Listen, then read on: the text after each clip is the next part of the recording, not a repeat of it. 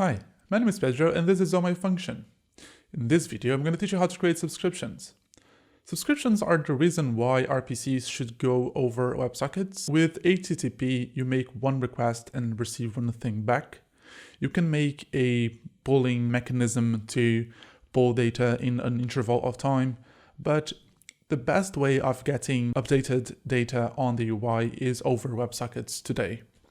So the RPC nodes on Polkadot, they basically use this mechanism as a way to you connect to a node, then you make one request requesting what data you want, and then you get something back. And every time that that thing is updated, you get an updated version on your UI basically.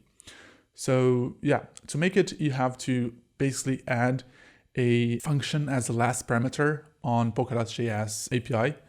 And I'm going to show you how to do that. So yeah, let's go. All right, so if you remember well, I need the native token, the amount of GMs and the amount of GNs. So to get the amount of free native token that I have is basically system.account, and this is on almost every palette and parachain that you go. It's going to be the same thing because they're all based on substrate. So this basically returns this balance data. This is a type, and it may differ what is actually free on your different parachain because it may be reserved or MISC frozen or fee frozen for some reason, for some logic that they implemented. But in the case of GM or DAI, I only care about the free balance. So here, I'm going to create a state for each one of them. The first one is balance.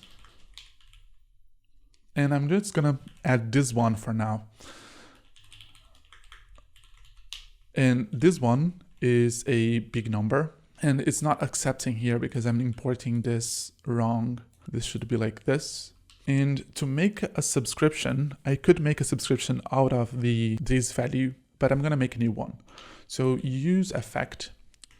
And this part is interesting because first I need to listen to API and selected account, and I'm going to return if I don't have any of them. And in this case, I don't need to make the inline async function because a subscription on the last parameter, it gets a callback that sets the value for you. So here, what I just have to do is api.query.system.account and then pass the selected account.address. And the second parameter is handled by polkadot.js API.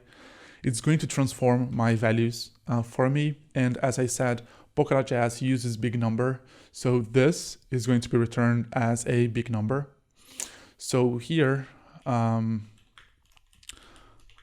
this is a function, and yeah, the type is basically data and free, and this is a big number.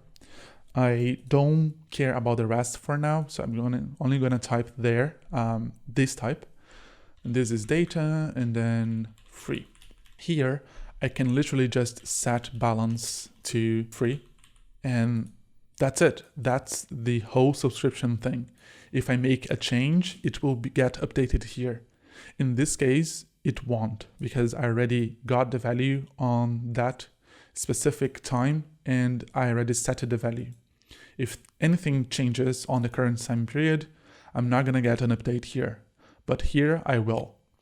So basically I have to set the balance, and let's see it on the screen. I'm going to create a fragment here, and this is gonna be a span, and it's gonna say balance, and then balance.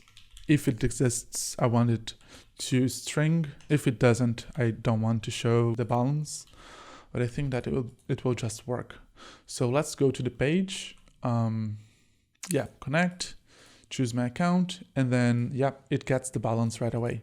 As I said, this is a big number, and there are ways to format this number well, and I'm going to show it on the next video when I build the UI for this dApp. All right, so now you know how to make subscriptions, and I want you to have a little challenge. Remember on that video where we created the query to get the current period?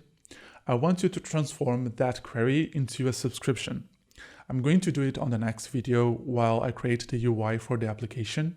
So if you have any questions, you can post them on the Discord or on the comments below, or just wait for the next video. And yeah, see you later then. Bye bye.